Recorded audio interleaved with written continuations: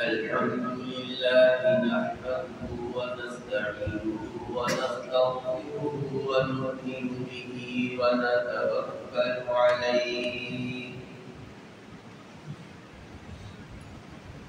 ونعوذ بالله من شرور أنفسنا ومن سيئات أعمالنا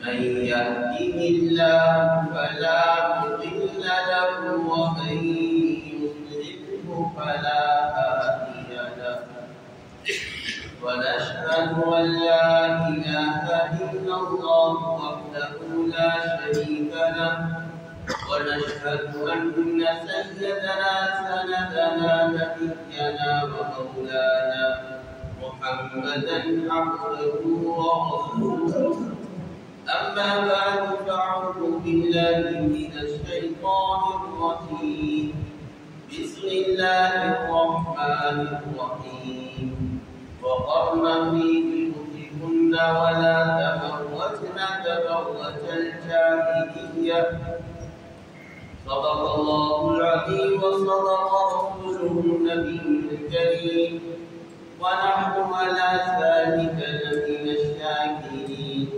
والحمد لله رب العالمين.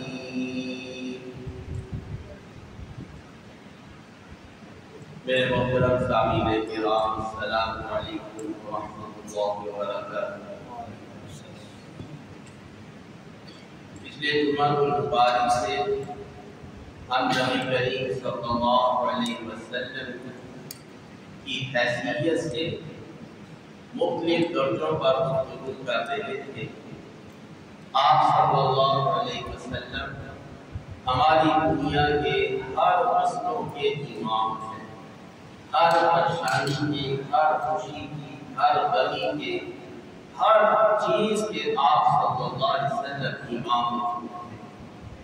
لہذا ان مسائلوں پر حل پانا ہے تو نبی کریم صلی اللہ علیہ وسلم کی تعلیمات سے ہم اس کا حل پا سکتے ہیں. جب بھی کوئی مسئلہ آئے گا یقیناً نبی کریم صلی اللہ علیہ وسلم کی تعلیمات کی خلاف ورزی سے آئے گا. جیسا کہ آج آپ دیکھ رہے ہیں پورے ملک کے اندر سکول اور کالج کی چھٹی کرا دی گئی. جو پچھلے ہفتے ایک سانحہ پیش آیا پنجاب کالج میں، اور اس سانے کی وجہ سے کالج کے لڑکوں نے ہنگامہ برپا کر دیا کہ یہ بہت بڑی زیادتی ہے. ایک طالبات کے ساتھ اس کو جنسی ہراساں کیا گیا ہے. شاید اس کا تشدد بھی ہوا. سننے میں آتا ہے کہ وہ موت بھی ہو گئی ہے. اب کالج والے چاہتے یہ ہیں کہ ان کے نام بدنام نہ ہو، اور وہ کالج بھی ایک نیوز چینل کے مالک کا ہے، اور وہ ہے بھی مسلم لیگ کا دستے راست ہے. حکومت اور میڈیا یہ دونوں مل کر یہ کوشش کر رہے ہیں کہ اصل میں کوئی واقعہ نہیں، یہ جھوٹ پھیلایا جا رہا ہے. جبکہ اس کے برعکس کالج کے طلباء نے تحریک شروع کر دی، اور وہ تحریک پورے پنجاب کے اندر پھیل گئی. جہاں جہاں پر اس کالج کی شاخیں تھیں طلباء کے اندر تحریک بیدار ہو گئی. پنڈی میں جو ہے وہ طلباء نے احتجاج کیا، گجرانوالہ میں کیا. اب حکومت کو ڈر لگا کوئی مسئلہ نہ کھڑا ہو جائے تو انہوں نے آج جمعے کے دن چھٹی کا اعلان کر دیا. ہم اس واقعے کی تحقیقات میں نہیں جا سکتے. حقیقت کیا ہے؟ میڈیا کچھ بتاتا ہے، حقائق کچھ کہتے ہیں. اتنی بات ضرور ہے یہ کوئی مفروضہ نہیں کہ جس کی وجہ سے کالج کے طلباء اتنے زیادہ وہ بکھر گئے اور انہوں نے احتجاج شروع کر دیا. یہ چھوٹا موٹا واقعہ نہیں، اس کے پیچھے ضرور کوئی کہانی ہے. ہم نے آج جو گفتگو کرنی ہے، آخر وہ بچی بھی ہمارے ملک کی بچی ہے، ہماری بچیوں میں سے ایک بچی ہے، اس کے ساتھ یہ واقعہ پیش آیا، وہ تعلیم حاصل کرنے گئی اور اس کے ساتھ اتنا بڑا سانحہ پیش آیا۔ ہمارے بھی بچیاں ہیں جو کالجوں اور یونیورسٹیوں میں جاتی ہیں، تو ہمارا جو یہ نظام تعلیم ہے یہ آج اس کے اوپر گفتگو کرتی ہے۔ یہ سارے سامنے کے پیچھے ایک محرک ہے، وہ ہے مخلوط نظام تعلیم۔ بچے اور بچیوں کا اکٹھے یا عورتوں اور مردوں کا میلان اور اجتماع، جس کو مخلوط مرد و زن کہا جاتا ہے، اس سارے نظام کی وجہ، اس پریشانی کی وجہ یہ مخلوط نظام تعلیم ہے۔ اور یہ مخلوط نظام تعلیم یہ قرآن و سنت کے بالکل اپوزٹ ہے۔ یوں سمجھے قرآن و سنت کے احکامات کو اڑانے والے یا قرآن و سنت کے احکامات کو پامال کرنے والا اگر کوئی نظام ہے وہ یہ مخلوط نظام تعلیم ہے۔ اور جب یہ مخلوط نظام تعلیم قرآن و سنت کے خلاف ہے، یقیناً اس کے اندر اس قسم کے واقعات بہت کثرت سے ہوتے ہیں۔ یہ نہ سمجھے یہ کوئی ایک واقعہ ہے، بلکہ سینکڑوں واقعات تو ان کو دبا دیا جاتا ہے۔ ماں باپ اپنی ناموس کے لیے اس کو پی جاتے ہیں، اور اس میں سمجھتا ہوں اس میں قصور نہ بچوں کا ہے نہ بچیوں کا ہے، اس میں قصور ہمارے معاشرے کا ہے، اور ہم نے ان کو وہ نظام تعلیم دیا اور ہم ان کو وہ نظام تعلیم دے کر یہ نصیحت کرتے ہیں، بیٹا باپ کی لاج رکھنا، خاندان میں ہمارا نام نہ برباد ہو جائے۔ یہ ایسے ہی ہے جیسے ہم بچے کو ایک کیچڑ کی دلدل میں دھکا دے دیں اور بچے سے توقع کریں کہ بیٹا تمہارے کپڑوں پر کیچڑ کا داغ نہیں لگنا چاہیے، یہ داغ کبھی نہیں اترے گا۔ جیسے یہ احمقانہ یہ حرکت یہ ہمارے معاشرے کی، ہمارے قوانین کی ہے، ہم بچوں سے امید رکھتے ہیں کہ ایسا ہو جائے، یہ ایسا ہرگز نہیں ہو سکتا۔ اس لیے کہ اللہ نے ایک نظام پیدا کیا ہے، مرد کے دل میں عورت اور عورت کے دل میں مرد کی ایک کشش رکھی ہے۔ یہ ایک مسلمہ اصول ہے، جہاں مرد اور عورت جمع ہوں گے تیسرا شیطان ہوگا۔ قرآن و سنت نے عورت کی تعلیم پر پابندی نہیں لگائی، بلکہ اس کو اپریشیٹ کیا ہے۔ نبی کریم صلی اللہ علیہ وسلم سے یہ بات ثابت ہے کہ آپ صلی اللہ علیہ وسلم عورتوں کی تعلیم دیا کرتے تھے، عورتوں کو تعلیم سکھایا کرتے تھے، لیکن عورتوں کے لیے الگ مجلس ہوتی تھی، مردوں کے لیے الگ ہوتی تھی۔ آپ کو میں بتاتا ہوں، عورتیں مسجد میں نماز پڑھنے کے لیے اس دور میں آ جایا کرتی تھی، کیونکہ دین سیکھنا تھا، آپ نماز کے بعد دین بھی سکھاتے تھے۔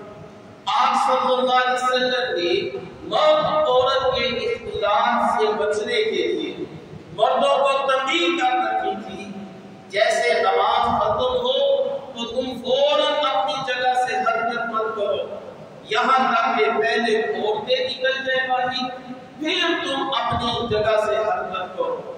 یہ کیوں کیا گیا؟ یہ اس لیے کیا گیا تاکہ مرد اور عورت کا اختلاط نہ ہو۔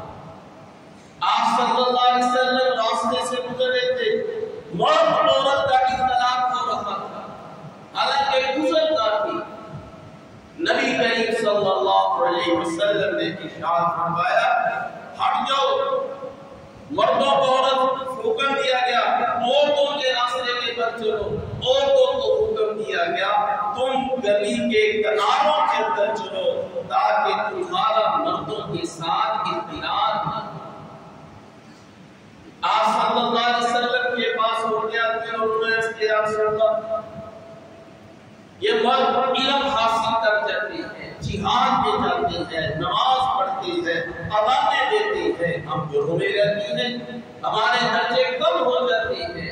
آپ صلی اللہ علیہ وسلم نے فرمایا دیکھو ام سلمہ نے کتنی خوبصورت سوال کیا ہے، پھر آپ نے فرمایا جاؤ عورتوں سے کہہ دو تم مردوں کی اطاعت کرو اور گھروں میں اللہ اس کے رسول کی اطاعت کرتے رہو، تمہارا مردوں کی ہر ایک کام کے اندر تمہارا حصہ ہوگا۔ چنانچہ ایک عورت تھی، اس نے حضرت حفصہ کو نملہ کوئی رقیہ سکھا دیا۔ آپ نے فرمایا اس کو لکھنا بھی سکھا دو، جیسے تمہیں نے یاد کروا دیا اس کو لکھنا بھی سکھا دو۔ تو عورت کی تعلیم یہ نبی کریم صلی اللہ علیہ وسلم سے ثابت ہے، لیکن آپ نے اس تعلیم میں عورت اور مرد کے اختلاف کو نہیں جمع ہونے دیا۔ چنانچہ عائشہ صدیقہ نے بھی احادیث کی تعلیم دی، فقہ کی تعلیم تھی، وہ مسئلے بتایا کرتی تھی، لیکن پردے کے اندر ہوتا تھا۔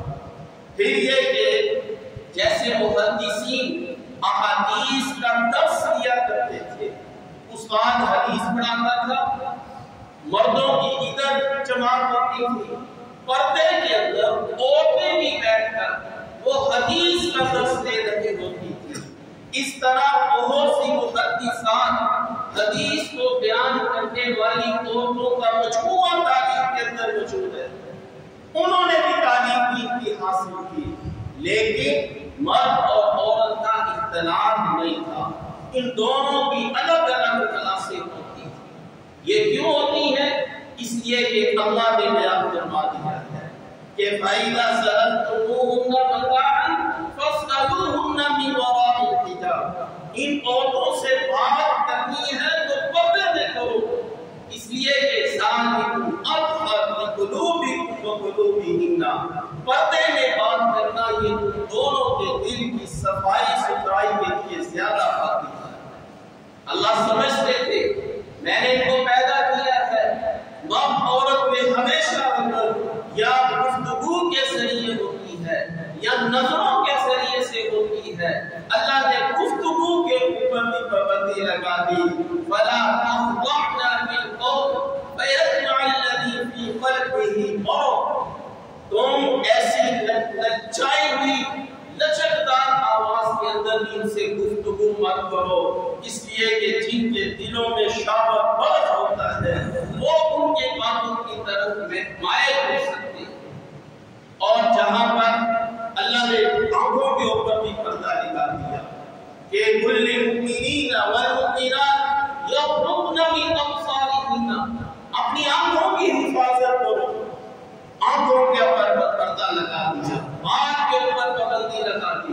جب مخلوط نظام تعلیم ہوگا، نہ بات کے اندر پردہ رہے گا، نہ نظروں کی حفاظت رہے گی، اور تیسرا بندہ کون ہوگا؟ شیطان ہوگا۔ لہذا یہ جو نظام مخلوط نظام تعلیم ہے یہ فسادات کا مجموعہ ہے۔ یہ کوئی ایسا اصول ایسا نہیں ہو سکتا کہ مخلوط نظام تعلیم ہو اور بچے اور بچیاں بچ جائیں۔ آپ سکول کے اندر بیٹھ کر تو الگ تعلیم ہوتی ہے، جیسے بچے اور بچے کالج میں جاتے ہیں، اب ان کے اندر نئی نئی جوانی ہوتی ہے، آزاد ہونا چاہتے ہیں، تو ان کے اندر ہیجانی کیفیات کا بڑی عروج پر ہوتی ہے۔ اب وہ اکٹھا نظام تعلیم جب آتا ہے تو بہت مشکل ہے کہ اللہ جس کو بچائے وہ بچ جائے، وگرنہ یہ بہت بڑا فساد ہے، یہ آگ اور پٹرول کو جمع کرنے والی بات ہے، یہ فتنہ ہی فتنہ ہے، فساد ہی فساد ہے۔ لہذا یہ جو مخلوط نظام تعلیم ہے، یہ واقعہ جو پنجاب کالج میں ہوا، یہ مخلوط نظام تعلیم کا نتیجہ ہے۔ لہذا یہ مخلوط نظام تعلیم مغرب سے آئی ہے۔ امریکہ میں 1970 سے اس کی ابتدا ہوئی ہے اور پھر سارے ملکوں میں شروع ہوتی گئی۔ اب ان لوگوں کو احساس ہوا کہ یہ ہمارا فیصلہ بہت غلط تھا۔ اب ان کے تمام مصنفین جب اس بات پر آتے ہیں کہ ہم نے عورتوں کو آزادی دے دی، مخلوط نظام ان کے خطرات سے لوگ انتہائی پریشان ہیں۔ چنانچہ انگلینڈ میں ایک بہت بڑی مصنفہ ہے دوانتا تلاسکی، اس کا نام ہے، اس کی کتاب ہے، اس میں وہ لکھتی ہے ہماری 80% بچیاں یہ شادی سے پہلے ہی یہ جو ہے وہ جنسی تعلقات قائم کر لیتی ہیں، اور 33% ہوتے ہماری شادی سے پہلے ہی معاملہ ہوتا ہے۔ یہ کیوں فسادات پیدا ہوئے؟ یہ ایک اصول جو قرآن نے بیان کیا اس کے انحراف کے نتیجے میں یہ مسائل پیدا ہوئے۔ اللہ نے انسان کو بنایا ہے، اللہ ہی انسان کی اختیار ہو جاتا ہے، تو جس نے بنایا ہے ہم نے اس کے اصولوں کے خلاف چلنا شروع کر دیا، جس کا نتیجہ یہ آج ہمارے اندر معاشرے میں نظر آ رہا ہے۔ یہ کوئی ایک واقعہ نہیں بلکہ سینکڑوں واقعات ہیں، اور یہ اتفاق سے اس واقعے کا چرچا ہو گیا اور یہ لوگ پریشان ہو گئے کہ ایسا کیوں ہوا، اس لیے کہ اکثر واقعات کو دبا دیا جاتا ہے اپنی عزت اور ناموس کے لیے۔ یہ اب ہم بچوں کو کیسے بتائیں کہ تم نے اپنے ناموس کی حفاظت کرنی ہے؟ اس لیے کہ یہ درمیان میں تیسرا شیطان ہوتا ہے۔ آپ دیکھیے سورہ یوسف کے اندر زلیخا اور حضرت یوسف علیہ السلام کا واقعہ ہے، ادھر النبی ہے اور ادھر ایک فتنہ گر قوت ہے، تو اللہ نے فرمایا وَلَا تَحَمَّدْ بِهِ وَحَمَّدِهَا، خیال کو وسوسہ تو نبی کے دل میں بھی آ گیا تھا۔ تو یہ کیسے ہو سکتا ہے کہ ایک عام آدمی کے دل میں خیال ہی رہا ہے؟ لہذا یہ محدود نظام تعلیم ہمارے ملک سے یہ ختم ہونا چاہیے۔ اب اس واقعے کو اگر بنیاد اس واقعے میں شہرت پالی تو اب حکومت کو ایسا فیصلہ کرنا چاہیے کہ مرد اور عورتوں کی طرح سے الگ ہوں، بچیوں کو پڑھانے والی عورتیں ہوں، سارا عملہ عورتوں کا ہونا چاہیے، اس لیے کہ تعلیم عورت کی بھی اہم ضرورت ہے اور اس کو حسن خوبی سے ادا کرنا بھی یہ بھی حکومت کی ذمہ داری ہے۔ لہذا اول تو حکومت کے اوپر پریشر ہونا چاہیے کہ نظام تعلیم ان کا الگ کیا جائے، شروع سے لے کر آخر کلاسوں تک مرد عورتوں کی کلاسیں الگ الگ ہونی چاہیے۔ اور دوسرے نمبر پر جب تک حکومت یہ کام نہ کرے تو ہمارے ارباب و اختیار جو جن کو اللہ تعالیٰ نے مان دیا ہے تو ان کے لیے بھی ایک لمحہ فکر ہے کہ ہمارے پاس ایسا ادارہ بھی نہیں جہاں پر خالص عورتوں کی تعلیم عورتوں کے ذریعے سے دلائی کرے، یہ بھی ہماری کرنی ہے۔ ایسے لوگوں کو ایسے ادارے بھی قائم کرنے چاہیے کہ جہاں پر آپشن تو موجود ہو کہ بچوں کو تعلیم بچیوں کو تعلیم دلانی ہے، کون سا ادارہ ہو۔ اگر ہم پورے گجرانوالہ میں دیکھیں یا پورے پنجاب میں دیکھیں شاید کوئی ایک ادارہ نہیں ہے، تو یہ بھی ایک تعلیمی ضرورت ہے اور یہاں بھی لوگ اس سے غفلت ہے۔ حکومت اگر نہیں کرتی لیکن اگر کوئی شخص اس پر بھی کوئی اپنی ورق کر لے تو یہ بھی ایک اچھی سوچ ہے، جہاں پر بچیوں کو کالج تک کی تعلیم ایک اچھے ماحول میں آمدہ ماحول میں دی جائے، یہ بھی ایک وقت کی اہم ترین ضرورت ہے۔ لہذا جب تک یہ کام نہیں ہوتے نہ حکومت کرتی ہے نہ ہمیں کوئی ایسا ذریعہ ملتا ہے کہ جہاں پر عورتوں کو باپردہ تعلیم دی جائے، تب تک ہم لوگوں کو کیا کرنا چاہیے؟ اس کے لیے اپنے بچے اور بچیوں کی تربیت ہے، ان کو بھی دینی ماحول فراہم کرنے کی ضرورت ہے۔ ان کے پاس موبائل ہے، نیٹ ہے، سکول کے فنکشن ہے جو ان کو خرابی کی طرف بلا رہے ہیں۔ اب بتائیے اچھائی کی طرف بلانے کے لیے بھی کوئی ان کے پاس ذریعہ ہے؟ ماں باپ نے کوئی پیش کیا ہو؟ ماں باپ نے قرآن کو پڑھا دیا، ٹیوشن رکھا دی، سمجھتے ہیں بس ہماری ذمہ داری پوری ہو گئی۔ بھئی ابھی ذمہ داری پوری نہیں ہوئی۔ جب تک بچہ اور بچی شادی شدہ نہیں ہو جاتے تو اس وقت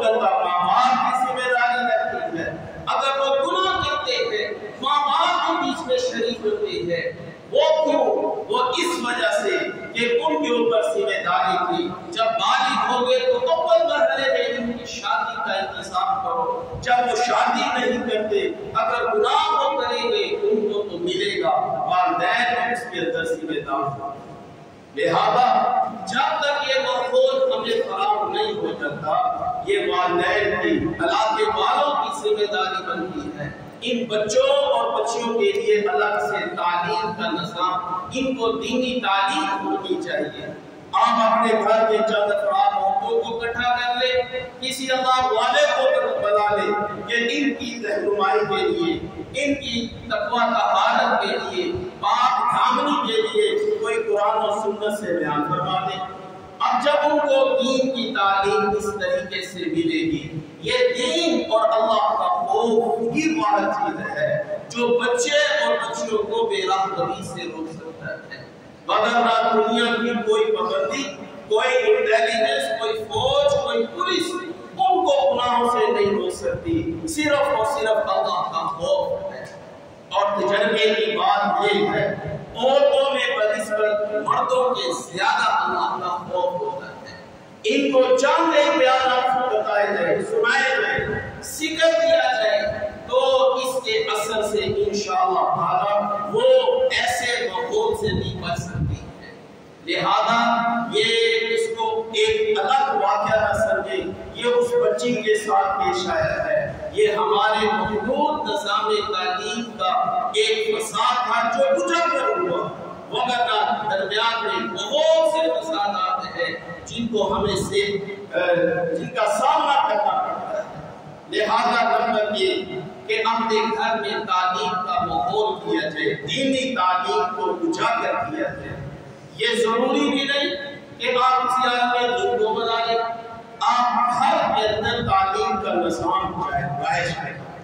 دیکھیں ہم اپنے بچوں کی تعلیم و تربیت کے لیے بہت پیسہ خرچ کرتے ہیں۔ اگر آپ اپنے اندر پوچھیں کیا میں نے ان کے بچوں کے ساتھ کبھی کوئی وقت گزارا ہو، اکثر لوگ کہیں گے ہم نہیں گزارتے، صبح جاتے ہیں شام کو آتے ہیں، بچوں کی اپنی مصروفیات، ماں باپ کی اپنی مصروفیات، باپ ماں کے ساتھ ڈال دیتا ہے، دینی ذمہ داری ہے، دن کا کام ہوتی ہے، اور ماں کہتی ہے اپنے کاموں میں ہوتی ہے۔ ہمیں اپنے 24 گھنٹوں میں 10 سے 15 منٹ کوئی بھی دینی کتاب لے لیں، نبی صلی اللہ علیہ وسلم کی سیرت لے لیں، کوئی بھی گھر میں آپ کے پاس کتاب دین کی موجود ہو، آپ سب کو بٹھا لیں، 10 سے 15 منٹ کی تعلیم کر دیں۔ اس تعلیم کے اتنے اثرات ہیں میں بیان نہیں کر سکتا۔ اس سے بچوں کا ذہن ایک بنتا ہے، باپ جب تعلیم کرتا ہے اس کا اثر مولوی کی تقریر سے زیادہ ہوتا ہے، ماں باپ یا بہن بھائی جب اس کتاب کو پڑھتے ہیں اس کا اثر لوگوں کی زبانوں سے مختلف ہوتا ہے، لوگ جلدی بچے اس کو جلدی ایکسپٹ کر لیتے ہیں، اور یہ کہ آپس میں بیٹھتے ہیں تو ان کے مسائل کو سننے کا موقع ملتا ہے۔ لہذا جب تک یہ چیز نہ ہو تو گھروں میں اپنی تعلیم کا آغاز کریں۔ ہمارے بزرگان دین کے ہاں، یہ تبلیغی جماعت والوں کے ہاں بالخصوص گھروں میں تعلیم کا سلسلہ شروع کرنے پر بڑی تنبیہ کی جاتی ہے، اور اس کے فائدے بھی کچھ بڑے ملتے ہیں، اور یہاں تک کہ جب کارگزاری آتی ہے کہنے یہ سننے کو بھی یہ بات ملی کہ کلاس ٹیچر نے بچوں سے پوچھا کون بڑا کر کیا بنے گا، کسی نے کہا ڈاکٹر بنوں گا، انجینئر بنوں گا، ایک بچہ کہنے لگا میں بڑا ہو کر صحابی بنوں گا۔ وہ ٹیچر بڑی پریشان ہوئی کہ اس نے اتنی بڑی بات کیسے کہہ دی، تو جب اس کے والدین سے بات کی گئی تو کہنے لگی ان کے والدین کہ ہر گھر میں تعلیم کرواتے ہیں جس میں صحابہ کرام کے واقعات پڑھے جاتے ہیں، اس واقعات کی وجہ سے بچوں کا یہ ایمان بڑھا کہ میں بڑا کر صحابی بنوں گا۔ یہ تعلیم کے اثرات ہوتے ہیں۔ اگر آپ نے بچوں میں یہ دین کی تعلیم کے اثرات یہ نہ چھوڑے، یہ معاشرہ جس تیزی سے بے رحمتی کا شکار ہو رہا ہے تو کوئی نہیں کچھ کہا جا سکتا کس کے بچے کس بے رحمتی میں چلے جائیں۔ آج یہ بچے سفید تختی کی طرح ہیں، دیا بس وہ ان کی موت تک ان کے ساتھ رہے گا۔ اگر ہمارے پاس ٹائم نہ ہوگا تو وہ معاشرہ ان کے اوپر وہ رخ جوڑے گا، پھر نہ یہ کہنا کہ یہ بے رحمی کا شکار ہوں گے، اپنے آپ کو دوسرا کہ میں نے ان کو ٹائم نہیں۔ لہذا میرے بھائیوں، یہ واقعہ ہم سب کو بلا دینے والا ہے کہ یہ واقعہ کا جو اصل پس منظر ہے وہ دین سے دوری ہے۔ وہ ماں باپ نے ان کو وہ ماحول نہیں دیا۔ اگر ہم محمود نظام تعلیم کا آلٹرنیٹ نہیں پیش کر سکتے تو دین تو پیش کر سکتے ہیں، یہ تو ہمارے ہاتھ میں ہے۔ ہم بھی وہ کام کریں جو ہمارے ہاتھ میں ہے، پھر اللہ سے مدد مانگیں، انشاءاللہ تعالیٰ ان ایسے واقعات سننے کو نہیں ملیں۔ لہذا میرے بھائیوں، یہ بچے ہمارے بہت بڑا سرمایہ ہے، اور یہ سرمایہ ہمارے ہاتھ سے نکلتا جا رہا ہے۔ یہ راتوں کو جاگنا اور پھر لمبے لمبے فون کرنا یہ عام معاشرے کے اندر رائج ہے۔